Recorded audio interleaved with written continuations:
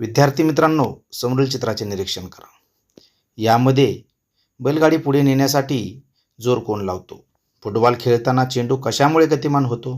काठीने न ढकलता चाक पुढे जाईल का? म्हणजेच आपल्या दिशेने येणारा फुटबॉल गोलच्या दिशेने पायाने ढकलतो, म्हणजेच त्याला आपण बल लावतो. दैनंदिन जीवनामध्ये आपण वस्तू उचलणे, ओढणे, सायकल चालवणे, वेळ प्रसंगी थांबणे, वाकवणे अशा क्रिया करतो. त्यासाठी जोर लावण्याची आवश्यकता असते. आपण बल म्हणजे काय पाहू. बल म्हणजे कोणतीही वस्तू आपणाहून जागा बदलत नाही. वस्तू हलवण्यासाठी बलाची आवश्यकता असते. गतिमान वस्तूची दिशा बदलण्यासाठी बलाची आवश्यकता असते. वस्तूचा आकार बदलण्यासाठी बलाची आवश्यकता असते. बलाचे प्रकार: स्नायू बल, यांत्रिक बल, गुरुत्वीय बल, चुंबकीय बल, घर्षण बल व स्थितिक विद्युत. स्नायू बल, आपण याची विस्तृत माहिती पाहूया.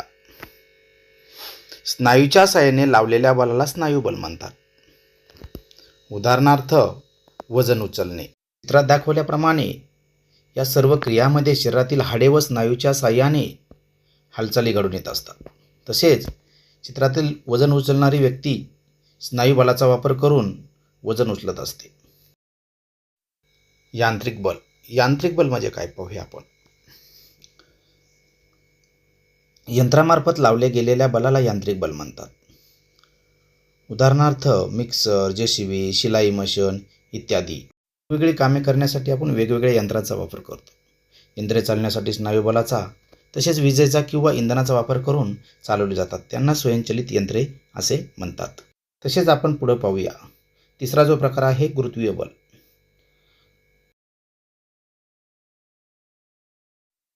पृथ्वी जे बल लावून वस्तूला आपल्याकडे खेचते त्याच गुरुत्वीय बल म्हणतात. एखादे उदाहरण सांगायचे झाल्यास चेंडू खाली पडणे. आपण वरील चित्रात पाहूया. आपल्याला काय दिसते पहा. एखादी वस्तू बल लावून वर फेकली की ती थोड्या उंचीवर जाऊन ती परत खाली येते. असे का होते? झाडावरील फळे जमिनीवर का पडतात? पृथ्वी सर्व वस्तू स्वतःकडे खेचते, म्हणजेच त्यामध्ये गुरुत्वीय बल तयार होते हे आपल्याला जाणवत असते. या बलाविषयी जर बोलायचं झालं तर सर आयझॅक न्यूटन गुरुत्वाकर्षणाचा शोध 17व्या शतकात त्यांनी लावला.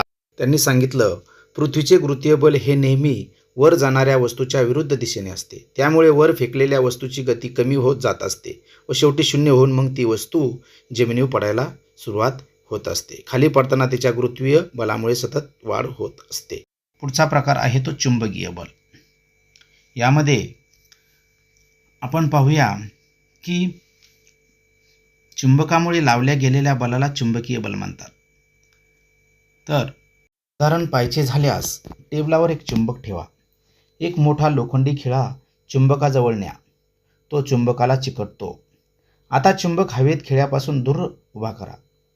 काय होईल ते पहा बरं. ठीक आहे, चला तर आपण पाचवा प्रकार पाहूया, घर्षण बल. यामध्ये आपण पाहत असतो, या चित्राचं निरीक्षण करा. दोन पृष्ठभाग एकमेकावर घासत असताना त्यामध्ये घर्षण बल कार्य करू लागत असते. उदाहरणे पाहायची झाल्यास सायकल चालवताना ब्रेक लावला की काही अंतरावर जाऊन सायकल थांबत असते. ब्रेक कसा लागला, कोणत्या भागामध्ये घर्षण निर्माण होते हे आपण पाहत असतो. जमिनीवरून चालताना घर्षण बलामुळे पुढे जाणे शक्य होते. घर्षण नसेल तर आपण पाय घसरून पडू शकतो. नंतर आपण सहावा आणि शेवटचा स्थितिक विद्युत बल हा प्रकार पाहूया.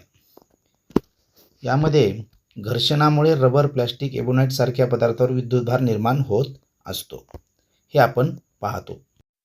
अशा विद्युतभारित पदार्थामध्ये जे बल निर्माण होते त्याला स्थितित विद्युत बल असे म्हणतात. त्याचे उदाहरण पाहूया थोडक्यात.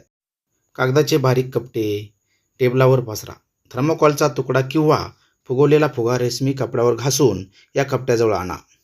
मोराचे पीस वहीच्या 2 कागदात घालून ते बोटाजवळ आणून बघा, काय आढळून येईल? वरील कृतीमध्ये कागदाचे कपडे, दोरा, मोराचे पीस हे हलताना आपल्याला दिसत असतात. त्याचबरोबर आपण केसाला न तेल लावता त्यावर कंगवा घासून कपटाजवळ घ्या. त्याला कपटे आकर्षित होतात. तर विद्यार्थी मित्रांनो, आपण थोडक्यात पाहूया आपण काय शिकलो. दैनंदिन जीवनामधली क्रिया करण्यासाठी बलाची आवश्यकता असते हे आपण पाहिलं. बलाचे प्रकार पाहिले. स्नायुबल, यांत्रिक बल, गुरुत्वीय बल, चुंबकीय बल आणि घर्षण बल, स्थितीत विद्युत बल असे हे प्रकार आपण शिकलो.